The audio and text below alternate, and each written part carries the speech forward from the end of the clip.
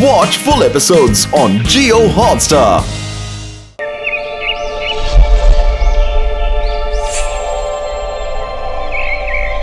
पूरी जिंदगी बस यहाँ वहाँ घूमकर नौकरी करता रहा मैं, और घूम घूम कर कितना कुछ देखा उसकी गिनती नहीं। पर एक बार ऐसी घटना मेरे साथ घटी थी कि उसके बारे में बताने पर आज भी मेरे शरीर में सिहरन पैदा हो जाती है। मेरी नौकरी में ट्रांसफर होते रहते थे और इस बार मेरा ट्रांसफर हुआ था दार्जिलिंग। मुझे तो बहुत खुशी हुई, फिर से हमेशा की तरह मेरे पसंदीदा पहाड़ों वाली जगह दार्जिलिंग।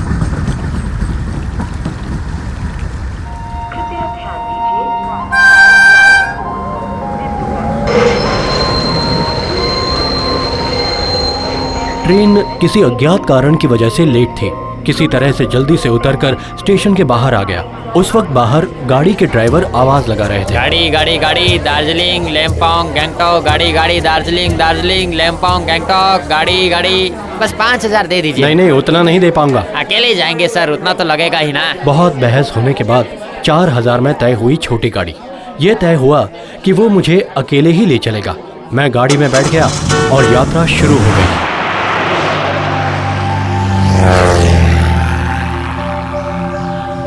मैं पहाड़ों पर पहले भी आया था, पर ऐसा मनोहर दृश्य बहुत कम देखने को मिला है। जो भी हो, पहाड़ देखते देखते मैं अपने लिए निर्धारित बंगले पर पहुंच गया।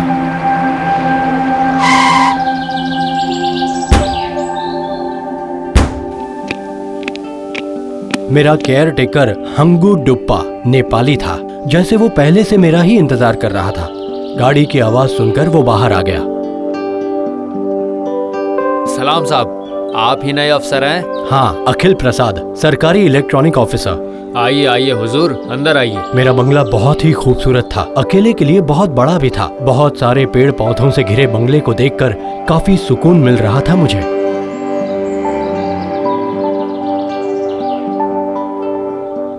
कमरे में घुसते ही बिल्कुल सफेद बिस्तर पर शरीर को टिका दिया। अचानक दरवाजे पर ठक ठक की आवाज हुई। कौन है? मैं हूँ साहब, खाना लगा दूं? इतनी जल्दी खाना खाना पड़ेगा ये जानकर मुझे अच्छा नहीं लगा, पर सोचा कि खा पीकर सो जाता हूँ, थकान मिट जाएगी।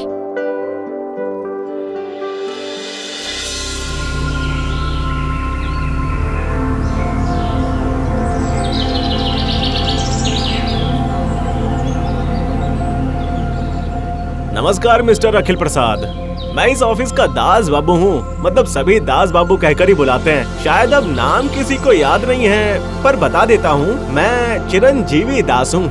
नमस्कार दास बाबू। कितने सालों से हैं यहाँ? यही कुछ 22 सालों से यहाँ परिवार बसा लिया है, पर जवानी में कलकत्ते में बिताए दिनों को कभी कभी मिस करता हूँ। खुले दिल का वो इंसान पहले दिन ही मुझे बहुत भा गया था।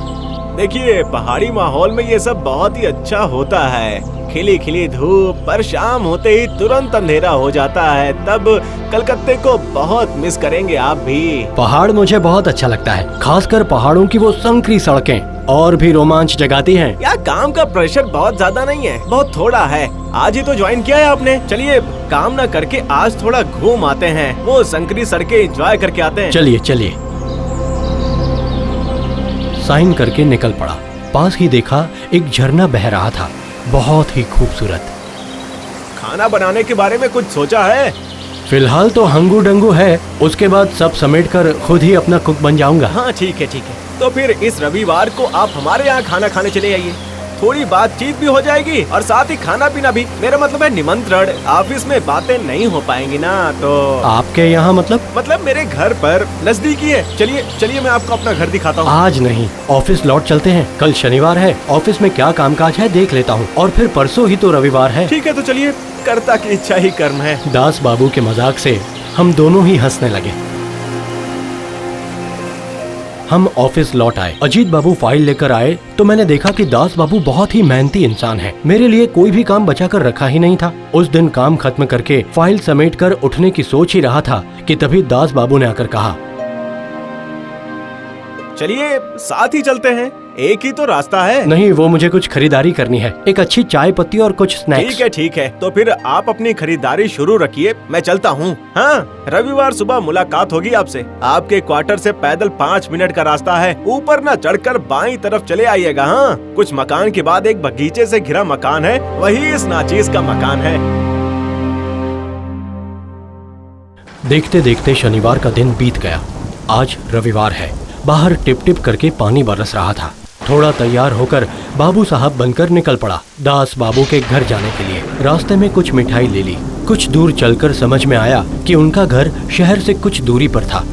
पगडंडी के आखिर में ही एक पेड़ पौधों से घिरा हुआ एक छोटा सा मकान। बागीचे में सुंदर सुंदर आर्केड थे और चारों तरफ से पाइन के पेड़ों से घिरा था वो मकान। दरवाजे पर खटखटाते ही एक पहाड़ी महिला बाहर आ गई। किससे मिलना है? मैं अखिल प्रसाद हूँ। क्या ये दास बाबू का घर है? अरे हाँ, सही मकान में ही आए हैं। आइए प्रसाद बाबू, सुस्वागतम। इनसे मिलिए, ये है मेरी पत्नी कांची। कांची इस पहाड़ की बेटी है और अब इस बिहारी की घरवाली है। हिंदी भी अच्छे से सीख लिया है इसने। आपका बागीचा तो बहुत सुंदर है। मेहनती पत्नी है मेरी, उसने ये बगीचा अपने हाथों से लगाया है। इस नाचीज का इसमें कोई हाथ नहीं है। आइए, बैठिए, अब बैठ जाइए ना।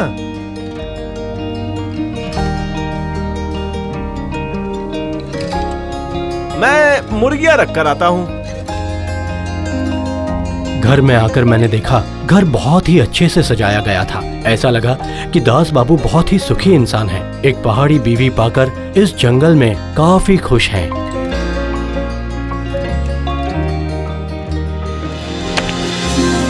चाय तो चलेगी ना? हाँ बिल्कुल। जाओ 2 कप चाय बना के लेके आओ। समा बंध गया, चाय आ गई। अचानक अंदर से आ रही मुर्गियों की चूं चूं की आवाज से मैं चौंक गया। वो देखकर दास बाबू ने कहा, अरे कांची, क्या कर रही हो? चौंकने की बात नहीं है, कांची मुर्गी काट रही है ना। पर उन्हें परेशान न करके बाजार से कटवा कर क्यों नहीं लाए? नहीं भाई, ऐसा हो ही नहीं सकता। कांची को बिल्कुल पसंद नहीं है कटा हुआ मांस। चलिए उसे छोड़िए।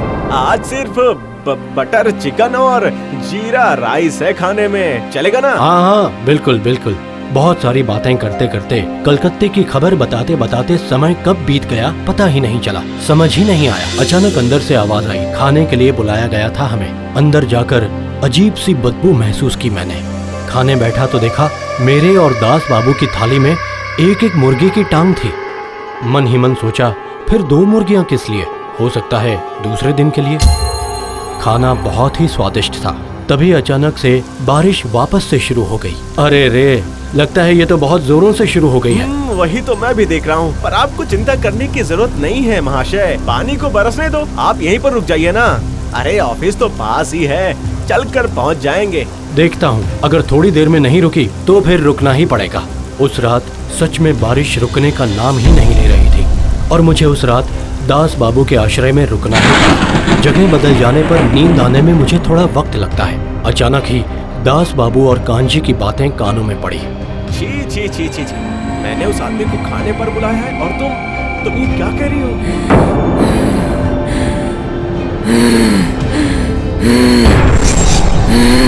कांची की कोई भी बात मैं सुन नहीं पाया और साथ ही उस वक्त वहाँ वही असहनीय दुर्गंध भी आने लगी थी जिसके लिए मैंने 3 मुर्गियां खरीद कर लाई और तुमने थाली में बस एक ही टांग दी थी। छी, खुद ही सब खा लिया तुमने। हाँ, मैं और कुछ भी सोचे बिना सीधा सो गया।